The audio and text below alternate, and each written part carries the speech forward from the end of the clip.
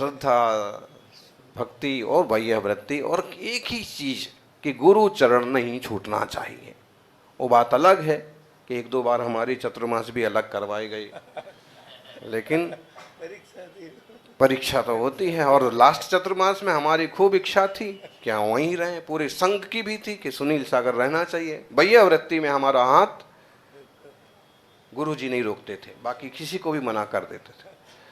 तो लेकिन फिर क्या बोले हमसे कि तुम्हारे जैसे बड़े साधु को ऐसे उस कुंजवन, ये नीमसिर गांव जैसे गांव में चातुर्मास करना शोभा नहीं देता हमारे साथ। तुम, हमने कहा आपका तो कोल्हापुर हो रहा है चतुर्मास, आपके चरणों में हो जाएगा। तो बोले कि नहीं, कोल्हापुर भी क्या है, गावड़ा ही है, आप जैसे बड़े साधु के लिए तो मुंबई जाना चाहिए। क्या बड़े साधु अपन तो शिष्य ही थे, उनके छोटे ही थे, लेकिन मतलब वो अब समझ में आ गया कि उनकी इच्छा है कि तुम अलग पांव जमाओ एक बार। तो फिर मुंबई चातुर्मास हुआ, और वो भी आनंद से हुआ, ठाठ से हुआ। और बस इसी टाइप का इतना ही हाल था 2010 का कि उसमें ही ऐसे रोज प्रवचन होते थे। आज इस सीजी रोड का हाल देख करके वहाँ का हाल याद आ गया, और वहाँ का हाल याद करके हमें खुद का हाल याद आ गया। यही बात शुरुआत में यही शुरू हुआ था कि महाराज जी सीजी रोड सबसे बढ़िया रहेगा, आप तो एक बार कदम उस तरफ बढ़ाएं। आग्रह करने वालों ने आग्रह कर लिया, निवेदन कर दिया, और फिर राजेंद्र जी, ऋषभ जी और कौशिक भाई, एक महेश भाई, गौतम भाई, ये सभी आए थे, और ठाकरड़ा वाले। तो ये फिर भी बने। सबसे पहले इन्होंने क्या किया कि ये तो है सीजी रोड वाला, फिर उसके बाद फिर भी मंथन चलता रहा, और फिर ऐसी वास्तु ये भी लोग उसकी सेल्फी लेते थे। विद्यापीठ तो अपनी जगह ठीक है, लेकिन वो बाहर जो बड़ा पोस्टर लगाया था ना, तो लोग बाहर खड़े होके उसकी सेल्फी लेते थे अपने साथ। साहू शरणम लिखा है, और एक देखते ही, हाँ, देखते ही तबीयत खुश हो जाए। तो छाप ऐसे युवाओं के मन में ऐसे छाप पड़ती है। हम धर्म से जुड़े हैं, हम रोज मंदिर जा रहा, अभिषेक कर रहे हैं, इसलिए हमको ज़्यादा फर्क नहीं पड़ता है, लेकिन कई बार छोटी छोटी चीज़ें युवाओं को, युवतियों के जीवन को बदल देती हैं। वे शुरू में अध्यात्म और धर्म की गहराई नहीं समझते, शुरू में यही समझते कितनी बढ़िया फोटो, कितनी बड़ी जगह, कितने सारे साधु, कितने सारा बड़ा पूजन हो रहा है, और इससे धीरे धीरे झुकाव बनता है, मन पवित्र होता है, जीवन पवित्र होता है। तो यह मंगलमय सीजी रोड का जिनालय देख करके तो हमारा मन खुश हो गया। एक तो सैटेलाइट का उस दिन दर्शन किया था, वहाँ की प्रतिमा जी, और यहाँ प्रतिमा जी के साथ साथ जिस ढंग से इसका निर्माण हुआ, और जैसा इसका वो बेदी ऊंची उठाई, मतलब इसकी जो पीठ बनाई 10-15 फुट फीट है सड़क से, दूर से बाहर से देखो तो ऐसा आलीशान मंदिर है। ऐसे मंदिर देख के मन खुश हो जाता है। और फिर उसमें तीर्थंकर महावीर स्वामी की शांत प्रतिमा, कोई रंग रोगन नहीं, कोई चमक दमक नहीं, एकदम शांत शालीन, आनंद करने वाली। और कितने जीवों को आते जाते, हजारों लोगों को मन में तो आता ही है जी, आदमी है तो चेतन, पंचेंद्रिय संगी है, कभी तो आता होगा कि क्या चीज है ऐसा, कितना सुंदर है, कैसा लगता है? तो कठोर मन वालों का भी मन पिघल जाता होगा कि ये है पूजा, ये है भक्ति, ये है भगवान।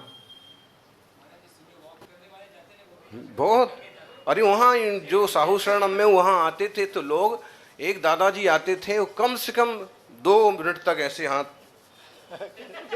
तोन बड़ी थी तो आ गई, और फिर उनको तो दिखता, जो दरवाजा खुलता तो उनको दिखता था, और हमको भी ऐसे 2 मिनट तक, मतलब अब जैन श्रावक नहीं होंगे तो कभी अंदर तो नहीं आए, लेकिन ऐसे आंख बंद करके जैसे वो बहुत एनर्जी पाते हो, ऐसे कई युवा आते थे, और फिर वहाँ 2 आधे मिनट का खड़े रहना। नहीं, अद्भुत चीज। अब संस्कार बन गए, विचार आएंगे, और जब तक वो सब चीजें लगी रहेंगी तब तक उसी का वो आनंद उठाएंगे कि हाँ भाव बनेंगे। हाँ, एक बात बैठ जाती है दिमाग में कि अब वहां आकर के उनको वैसा करना है, और ना करें तो याद आएगा यार वो यहाँ पर क्या दर्शन होता था बढ़िया। ऐसा राह देखते हैं लोग, राह देखते हैं। एक बार चित्त पर छाप पड़ जाए तो राह भी देखते हैं। निश्चित रूप से अपन सभी सौभाग्यशाली हैं। तो इस सिंहासन पर बैठने के लिए भी अकेले ही अध्यक्ष की कुर्सी पर कितने लोग बैठ सकते हैं? मेयर की कुर्सी पर कितने लोग बैठ, मतलब ये है कि उसके लिए सहयोगी हो जाएंगे, आपके मित्र आ जाएंगे साथ में कि आप चिंता मत करो, आप तो माइक पकड़ो, बाकी सब अपन संभाल लेंगे। तो सिंहासन पर भी, और शिखर सम्मेद शिखर की आखिरी टोंक पर तो फिर भी जगह है, लेकिन अगर आपको चौथी टोंक पर पहुंचना है गिरनार की, तो कितने लोग पहुंच सकते हैं? होंगे दो चार आगे पीछे होंगे, लेकिन पूरी मशक्कत किसकी होगी? आपके हाथ पांव में खुद में दम है तो ही आप गिरनार की चौथी टोंक पर जा सकते हैं। कितना ही बड़ा डोली वाला आ जाए, कितना ही बड़ा बोली वाला आ जाए, आप में खुद में पावर होना चाहिए। तो शिखर पर जाने के लिए भी अकेले जाना पड़ता है, और सिद्ध शिखर पर जाने के लिए भी एकत्व विभक्त भगवान आत्मा का अनुभव करते करते अकेले ही पहुंचते। यत् तम यत् विहत्तम यत् निश्चय गदो ज्ञानी। हाँ महाराज ज्ञानी छे, बड़ा महाराज से ज्ञानी पण आ बा उपाध्यक्ष महाराज।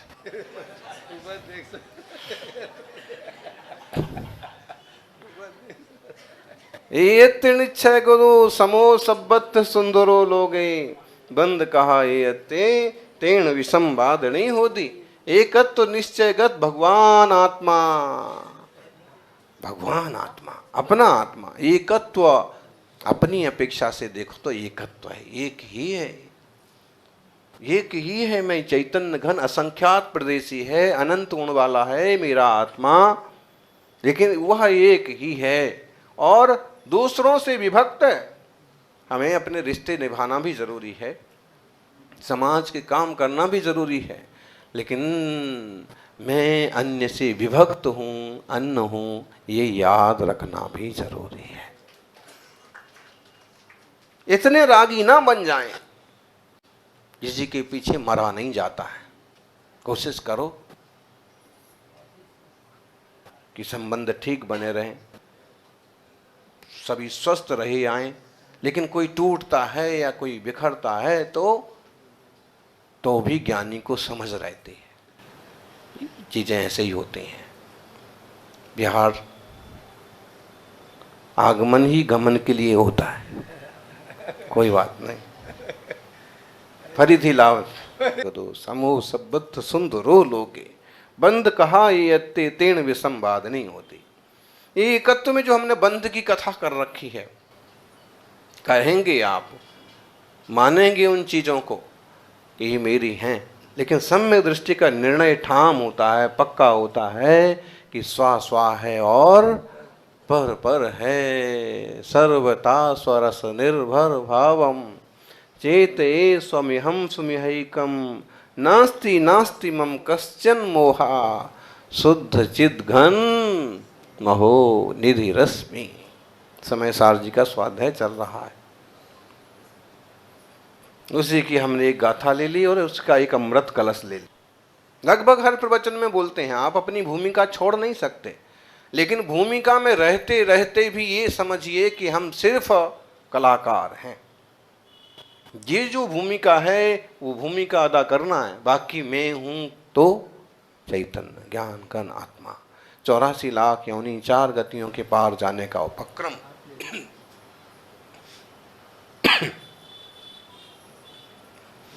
शिखर पर पहुंचना है तो एकत्व विभक्त आत्मा को समझो। एको हम धर्ममा शांता। पीतरा की प्रतिमाएं भी यही तो कहती हैं, अंतर्मुख हो जाओ। मुनिराज चतुर्मास यही तो संदेश देते हैं। कितनी बड़ी सभा लगे, कुछ लोगों को याद भी होगा कि बड़ी बड़ी सभा लगी है, लेकिन टाइम हो गया तो पूरी भरी हुई सभा छोड़ करके भी अपने सामायिक अपनी विधि, और पूरी सभा में भी जब 10,000 5,000 लोग बैठे हैं तो भी खबर है कि घंटे भर बाद सब अपने अपने रास्ते जाने वाले हैं। ऐसे ही गृहस्थी में, दुनियादारी में खबर रहना चाहिए कि 10 घंटे भर बाद नहीं, दिन बाद, 10 दिन बाद, 10 साल बाद, 50 साल बाद, 100 साल बाद सब अपने अपने रास्ते। किससे फिर दोस्ती, किससे दुश्मनी? ज्ञानी खड़ा बाजार में मांगे सबकी खैर, ना काहू से दोस्ती ना काहू से वात्सल्य। धर्मात्मा जी मिल गए तो वात्सल्य भाव सबके प्रति। समय बदलता जाता है और कहते हैं आदमी जैसे जैसे बूढ़ा होता जाता है वैसे वैसे अमीर होता जाता है। कैसे होता जाता? बाबूजी को नहीं बोल रहे, फिट बैठता है तब ठीक है। लेकिन दूसरी बात हम दूसरे ढंग से बोल रहे हैं कि आज की जो समस्याएं हैं, या किस तरह से कि जैसे जैसे उम्र बढ़ती जाती है वैसे वैसे इंसान दिन प्रतिदिन रईस बनता जाता है। सबसे पहले तो चांदी बाजार में से घर में आए ना आए, बालों में जरूर आ जाती है। चांदी बालों में आ जाती है, और सोना तिजोरी में आए चाहे ना आए, दांतों की तकलीफ के कारण से दांतों पर आ जाता है। लोग दांत पर सोना चढ़वा लेते हैं कोई कोई। और मोती, मोती यूं हाथ में आए ना आए, लेकिन आंखों में मोतियां बिंद आ जाता है। और बड़े आप बाजार की कीमती मिठाई शुगर खरीदें ना खरीदें, लेकिन बॉडी में शुगर प्रॉब्लम हो जाता है, शक्कर पैदा हो जाती है। और किसी किसी को तो 800 शक्कर हो जाती है, 900 शक्कर हो जाती है। हम तो बोलते फिर भी सस्ता है, बाजार में तो 2600 2800 है।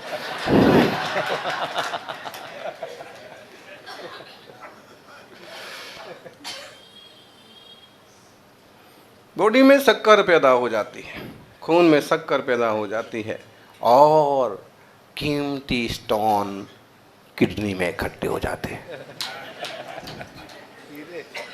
पथरी की बीमारी हो जाती है। अब इस तरह का तो अपना शरीर है, इस तरह की स्थिति है। इस स्थिति में भी चाहे तो ऐसे नकली अमीर बनो, और चाहे तो ऐसी असली अमीर बनने के रास्ते पर चल पड़ो। शरीर काला पड़ जाएगा, लेकिन आत्मा उजली होती रहना चाहिए।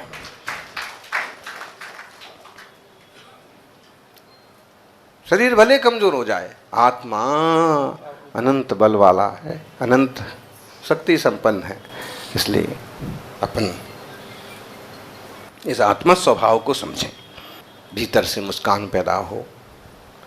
चीजें तो जितनी हैं उतनी हैं, थोड़ी चीजों में भी संतुष्ट रहा जा सकता है। अगर यहाँ का युग बन जाता ना, मान लीजिए जगह का, वो तो पुरुषार्थ अच्छा हुआ। हाँ, अगर यहाँ का भी योग बन जाता तो इसमें भी क्या बुराई है? थोड़ी कम तर रहती, लेकिन मतलब चीजें तो जैसी हैं जितनी हैं उनमें संतुष्ट रह लो तो ही आनंदित रह लोगे। आप उसी के ख्वाब देखते रहोगे तो आप परेशान हो जाओगे। हैं, कल तो क्या ठाठ था, और क्या रसगुल्ले खा रहे थे, और क्या लोग हवा कर रहे थे, और क्या एसी में बैठे थे। तो ज्यादा भूत भविष्य के चक्कर मत लगाओ। जो भूत में जीता है वो भूत हो जाता है, और जो केवल भविष्य की कल्पना करता है वो परेशान हो जाता है। जो भूत का सोचता है वो भूत, जो भविष्य का सोचता है वो परेशान, लेकिन जो वर्तमान में जीता है वो हो जाता है वर्धमान।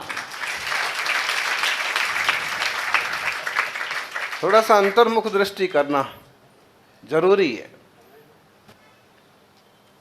सामायिक में क्या सिखाया जाता है? मुनि महाराज जैसे बैठ के करते क्या है? कभी कोई सोचता भी होगा कि महाराज अब क्या करने वाले हैं? बोले अब सब जाओ, 12 बजे हम सामायिक करेंगे। तो मतलब करेंगे क्या? मतलब ऐसे बैठ के अंदर में अपने आप में एकदम एकांत शांत मौन में चले जाना, खुद से मुलाकात। अभी तक सबसे मुलाकात हो रही थी, लेकिन ये टाइम है अपना टाइम। लोग जबरदस्ती परेशान हुए जाते हैं, वो टी शर्ट पर लिख के रखते हैं अपना भी टाइम आएगा। भाई टी शर्ट पर लिखने से आएगा कि कुछ करने से हैं? अपना भी टाइम आएगा। कब आएगा, कैसे आएगा, कहाँ आएगा, कौन लाएगा? अब समस्या ये है क्यों आएगा? नहीं, जब कुछ कर ही नहीं रहे हो तो अकेले लिखने से तो नहीं आएगा। अगर पुरुषार्थ करोगे, सही दिशा में सही सोचोगे तो समय जरूर आएगा। हर रोज मुनि सुबह ही बैठ जाएंगे, दोपहर को बैठ जाएंगे, भाई अपना टाइम हो गया, अपना टाइम आ गया। सामायिक का समय, ध्यान का समय, खुद से मुलाकात का समय। ऐसे क्षण भर की खुद की मुलाकात आप खुद से जरूर करते रहिए, और अकेले मत समझिए। क्योंकि जिनवाणी कहती है कि कभी एकत्व भावना का चिंतन करके अपने को एकदम अकेले समझो। यहाँ तो योग संयोग मिले हैं, पर्याय बदल गई, फिर क्या होता है? कितने जीव अकेले अकेले रखड़ते फिरते हैं, कोई पूछने वाला नहीं मिलता। तो कभी एकत्व विभक्त आत्मा का भी विचार करो।